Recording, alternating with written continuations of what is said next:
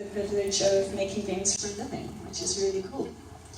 And I've personally been in the industry for 5 years, which is about as long as people manage to survive. But we've got all of these different people that are trying to see how we can make games in South Africa and how we can use them to entertain us and give us something that's enjoyable to do, but also see how games can help solve education challenges, social challenges, health challenges, and all sorts of things, but I'll get to that in a second. So before I do, who in the room plays games on their smartphone? Raise your hands. That's a good number. PC gamers in the house? Good. Console gamers? No, it's fine, I don't care. But that's a good amount. And you don't need to stick up your hand, but there are probably a lot of you, based on the general population, that see games and see how they could be cool, but you don't quite get them. Like, you don't see why people can spend hours and hours shouting at the screen, completely engrossed in this world that is totally made up and none of it matters. And if you are one of those people, you know the secret. If you aren't one of those people, maybe my talk can give you something that can help you understand this mysterious world of games and see that it's not something that's weird, it's not something that's strange, it's not something that you need to be afraid of because you'll turn into a nerd. It's really is something that's becoming a major part of what our culture is as human beings and what we're creating in an art form in and of itself. So, I suppose it's basically just learning and appreciation, and also how to convey that appreciation to people who don't understand games, who might benefit from them in their lives. So cool. They're a big deal. You have people that are stuck on their phones in the bus. You have people that are playing games as the major part of what they like to do to chill out in the evening. It's also a thing that gets a whole bunch of teenagers walking along the Sea Point Promenade staring at their phone because they must catch enough Magikarp. It's weird. From an outsider's perspective, if you don't understand what people are doing when they're playing games, it can be this strange thing that might seem a little bit like something you don't want to get caught up in because you don't want to be that person who's disappearing into their screens. And if you look at it from an emerging game culture, in certain countries, it's a stat that gets thrown around a lot, that if you've grown up in one of these countries like South Africa where people play games, 10,000 hours by the time you've turned 21 that you've probably spent playing one game or another, which is a huge amount of time. That's like years of schooling, years of working, and it's probably not something that people even realize because it's something that you enjoy doing. You're not watching the clock.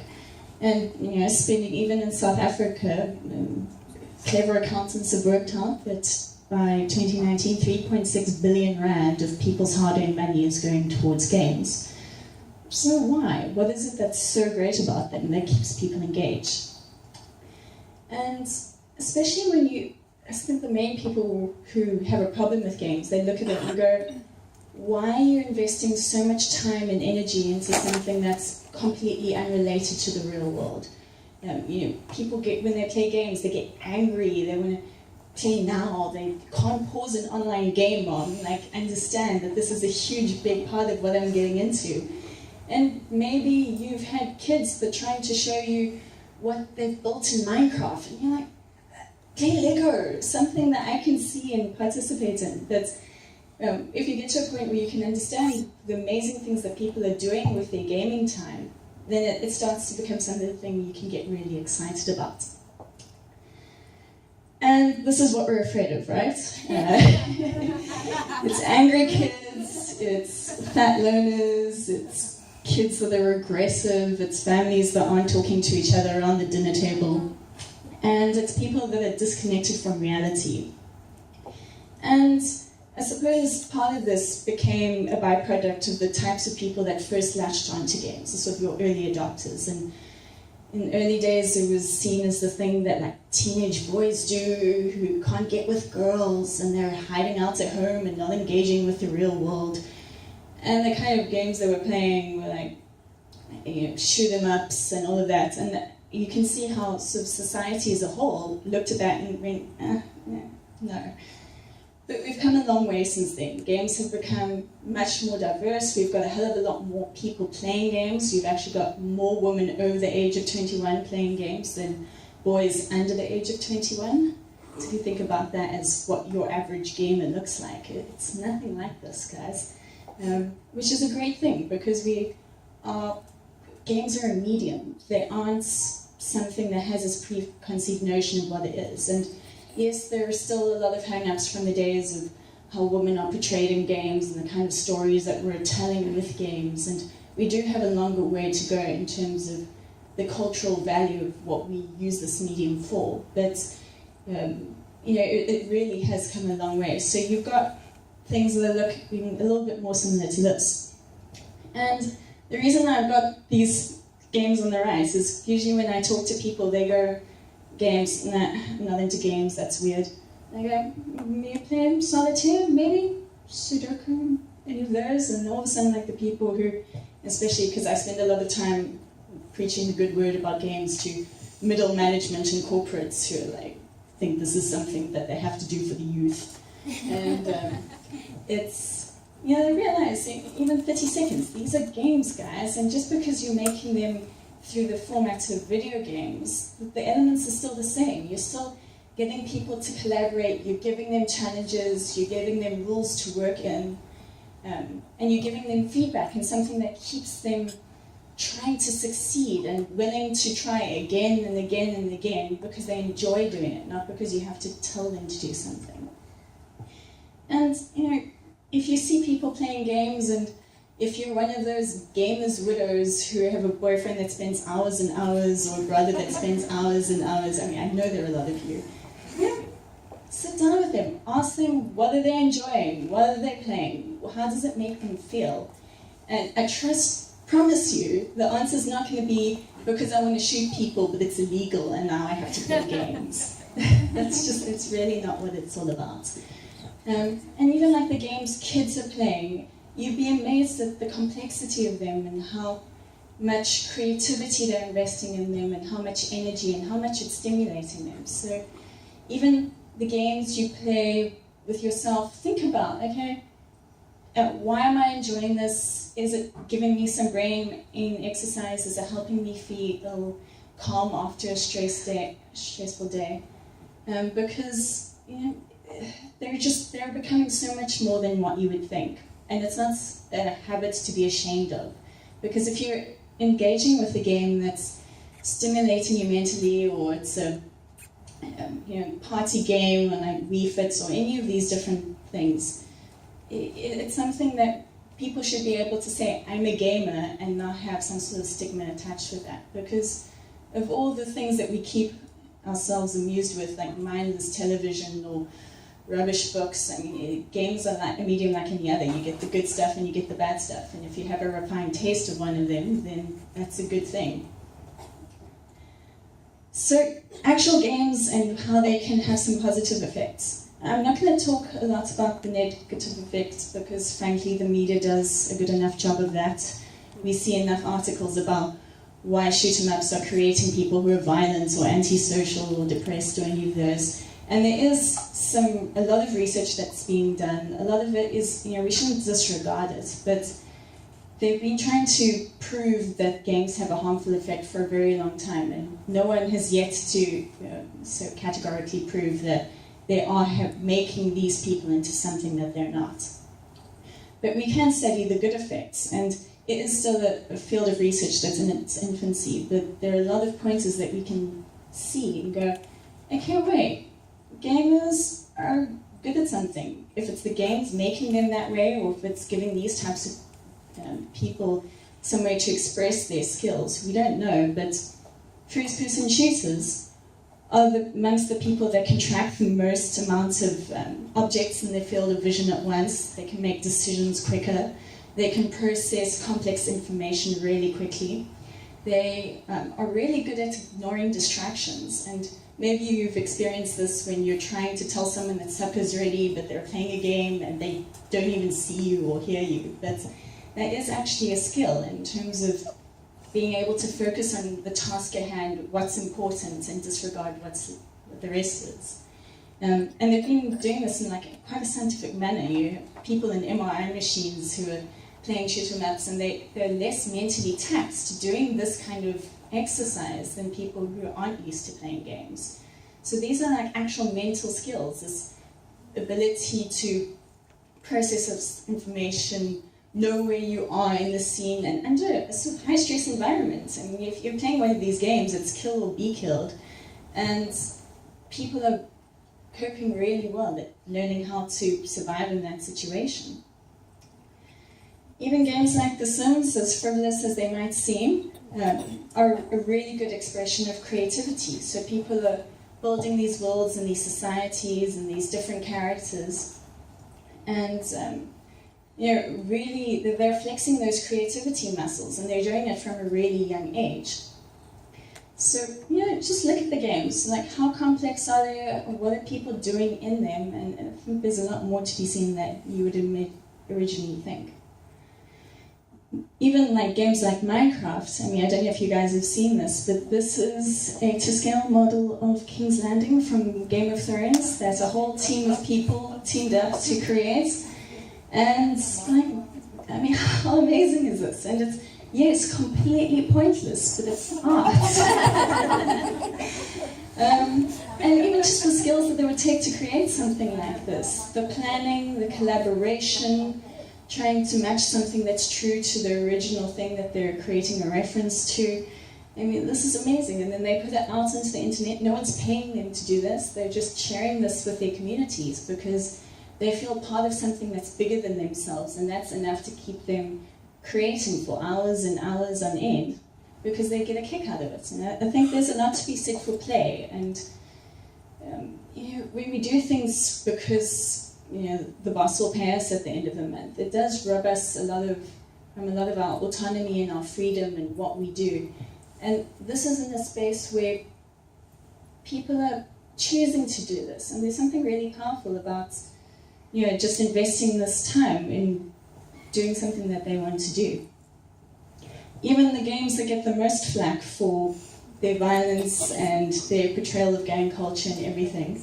I read an interesting academic journal recently about GTA and about how people use it for their cathartic effect. So they're really angry or they're really stressed, and then they play GTA, and then it helps them process these emotions that there isn't really a safe space to process anywhere else. And then that's a good thing.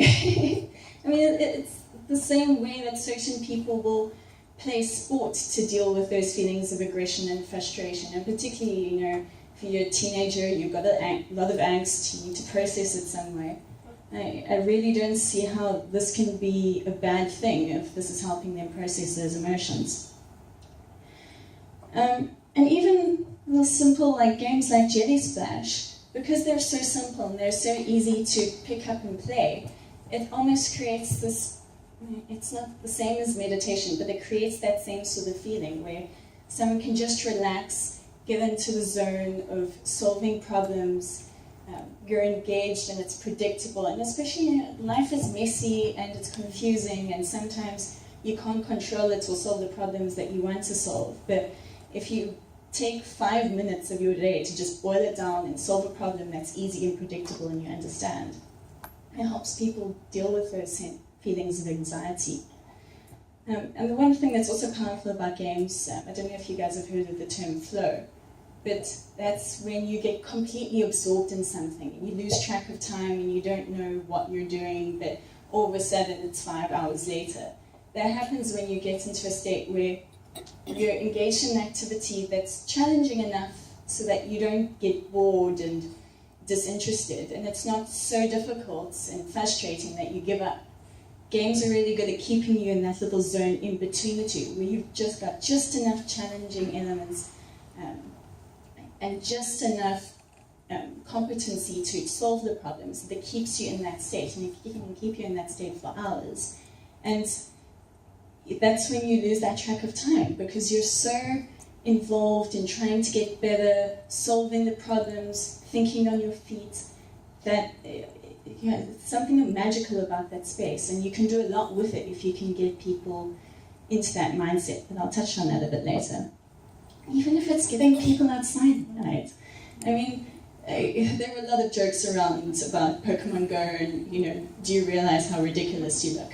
But forget all that. I mean, you have a generation where people are more comfortable sitting at home than walking around the block. And how great is it that someone took something and got these people to interact with the world and explore their environment. I mean, for goodness sake, don't do it while driving, but it gamified the process of going for a walk and got people to clock up the kilometers. I mean, that it really is a good thing. So I think we need to challenge our idea of what games actually are. They don't necessarily need to be something that you play in isolation in front of a screen, but games that you can play out in the real world with other people, building real social skills and, burning a few calories along the way.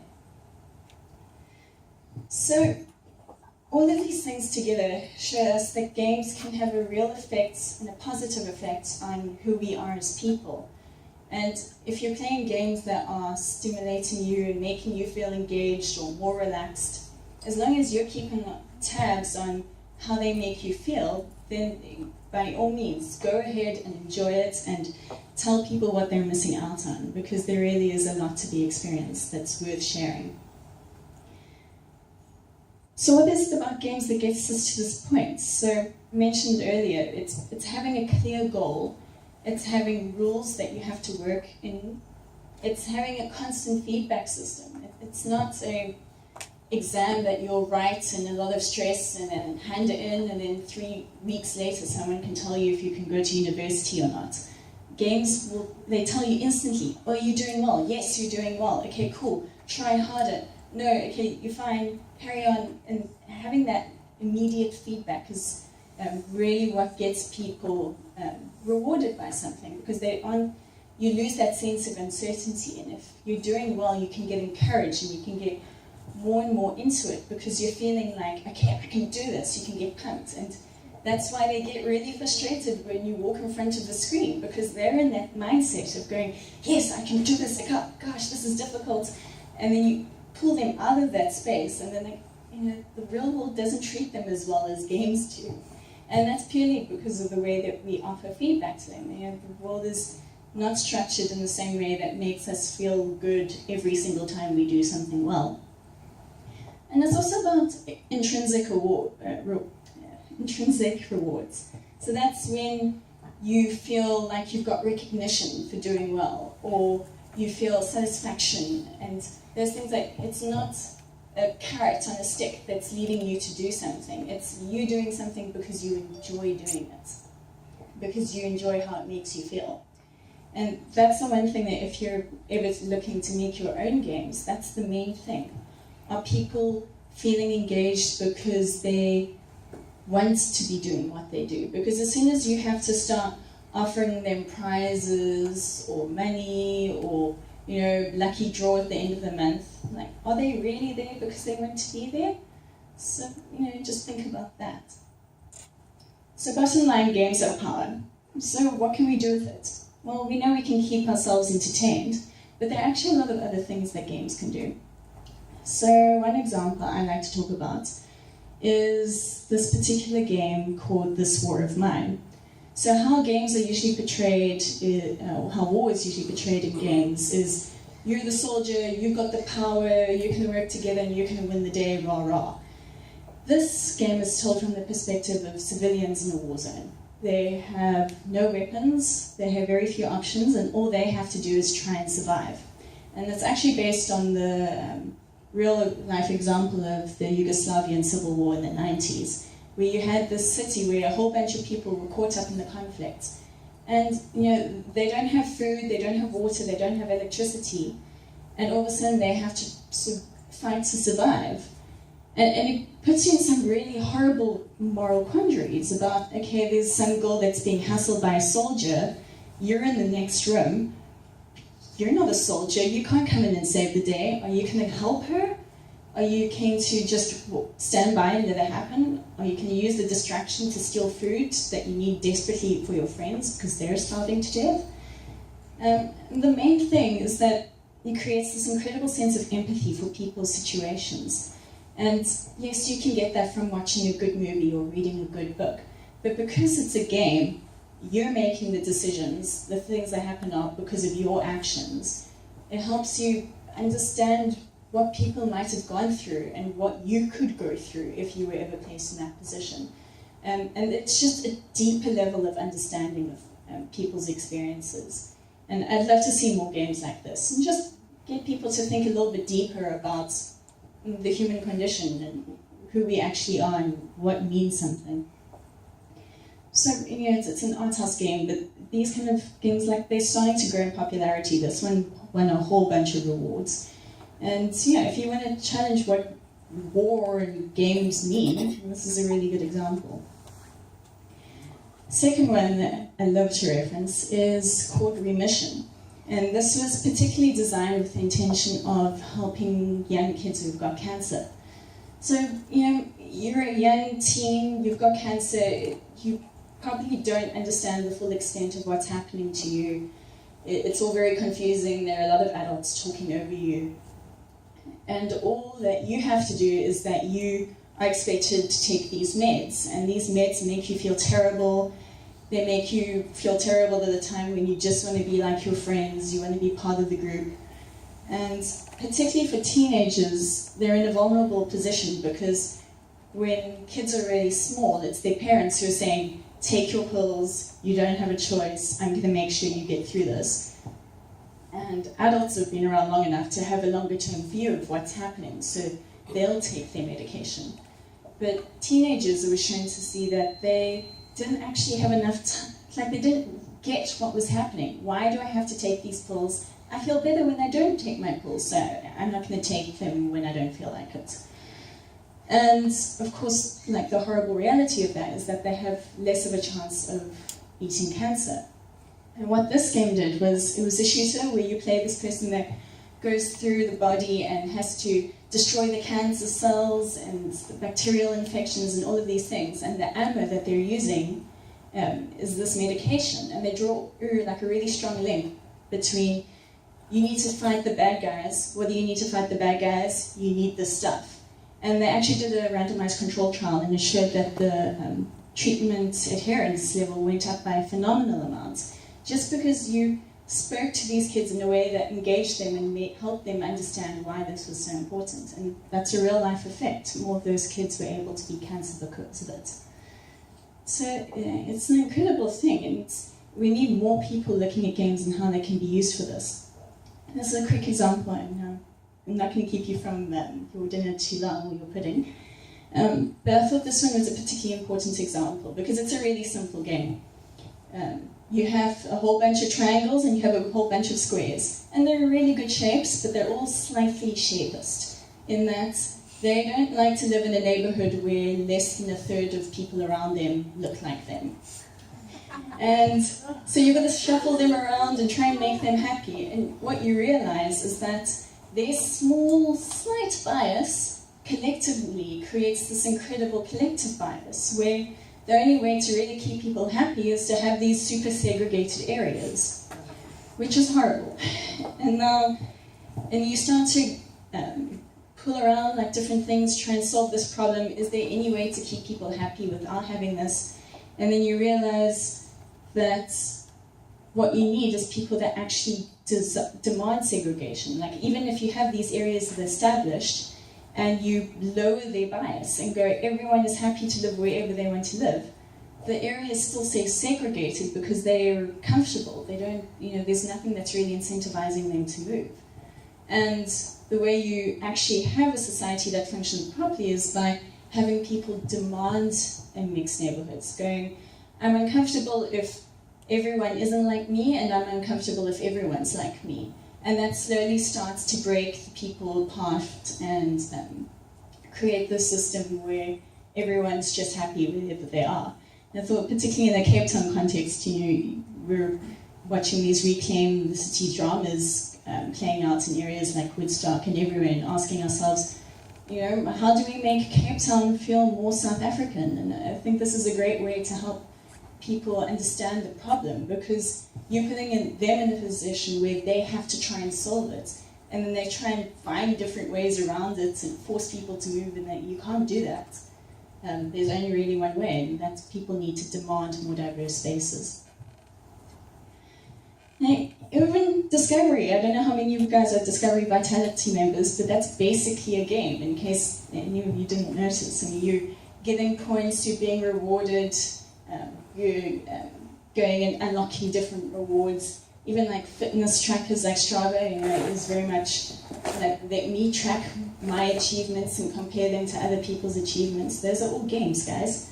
And there are lots of different ways that you can apply game design thinking to non-game contexts. And that's what's called gamification. And a lot of people like to throw around the buzzword. But if it's done properly, it can make people really want to participate in something that otherwise they wouldn't have bothered in.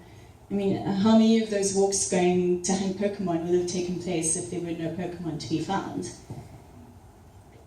So, quick plug. I work at a company called Sea Monster, as I said earlier, and we're trying to use all of this knowledge around games and all this capacity around the potential of games to solve similar problems in South Africa. One that you might have seen recently is the Super Animals campaign, where we were educating a whole bunch of kids around wildlife facts. So if you went into Pick and Pay, you got these little collectible cards, and then we developed an app where if you use your smartphone's camera to look at them, then all of a sudden they would have different scenes that would appear from them, and Abby at that table over there animated some really cool 3D animals that would come to life from the cards. And all of a sudden you have something that is game-like in itself. It's collectible trading cards, but it helps it come to life and becomes more interactive, and now you've got your little elephant that you can like pet and play around with, and it helps create an appreciation for all of the different weird and wonderful animals that are out there, and you can take a selfie with it and that. And it's also nice to see that big corporate companies like Pick and Pay or so forth are starting to look at, we don't want to just give people free stuff, we want to give them a learning experience at the same time. Then another game that we did was called House It, and that is all around financial literacy. So learning about investing in property and return on investments and managing tenants and all of these things. They're all quite boring topics, but they're incredibly useful if you want to learn about managing money and managing investments. And we created a game where you basically play this property mogul and you get to buy up houses in the street, and they allow you to sort of manage them in this chaotic world where you get mosquito infestations, so your tenants move out and then the roof caves in and you have to deal with all of these crazy things. But you don't even realize it when you're playing, but it helps you realize, okay, there are a lot of things about managing properties that you might not have thought about. And we ran this whole big campaign to get people who could make the most amount of money in 50 turns.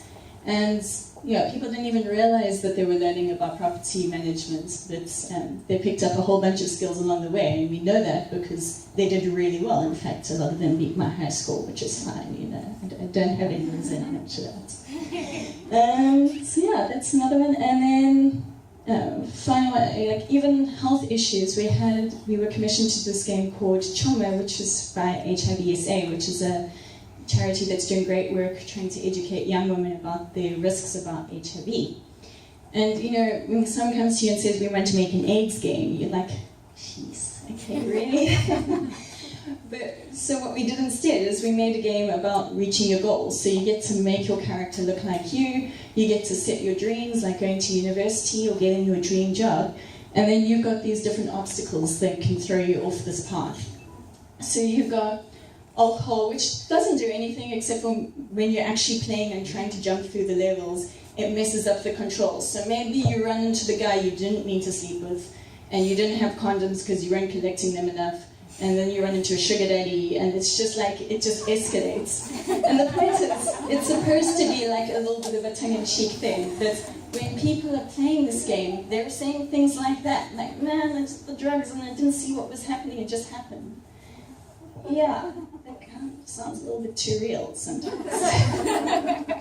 So it creates a safe space where I'm talking about my game experience, but I also might be talking about my real life experience, and you don't want to make these conversations awkward. So the more we can get people comfortable talking about these issues, the better it is for everyone involved.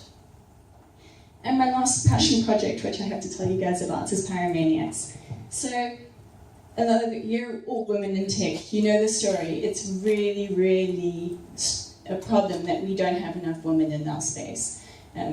Right across the board. You have girls that are giving up science and math subjects when they're studying because they don't feel good enough or it doesn't interest them enough. You've got us losing people all the way through to becoming researchers, and it's a huge and multifaceted problem. But the one small part of it that we thought we could solve was by getting girls to be more familiar with the thought of what a career in science could be, that it's something that they're capable of, but most importantly, that repeated attempts at something and failing is not a sign that you suck at science. Because that basically is what science is. It's trying, testing, getting it wrong, refining your idea, trying something else. So that's what we basically turned into this game. So if this is what your idea of science is, a bunch of boring white guys in the lab, we want to completely break that stereotype. So we created a little bit of fantasy. We're all from an animation background at Sea Monsters, so we want to use our storytelling skills to make science seem exciting. And we took the classic game mechanic of Mastermind, where you're trying to sort of break the code of what different colors are the right ones to crack the combination. And we turned it into a science experiment. So you've got all of these different crystals and elements, and you're trying to mix them around and figure out the right thing. And it basically is a scientific method, because at first you're just guessing, but then you've got all of this data that you're accumulating, and if you can learn to analyze it properly, then you know, okay, that must be the right solution. And then you can create blue flames and pink sparkles and all sorts of weird and wonderful chemistry things, and then create them and turn them into fireworks at the end. And we just wanted to share, like, you know, chemistry can be fun, it can be creative, you can enjoy this process of discovery. And that's what we're trying to get to influence them, to go, okay, cool, I've played this game, maybe science isn't as boring as I thought, maybe that's something that I can keep with me when I'm trying and failing at my maths homework. I can approach it a bit more like I approached that game. And that's me. So thank you, everyone. I hope I've given you some things to think about with, in terms of games and their power over us and how they can be used for good.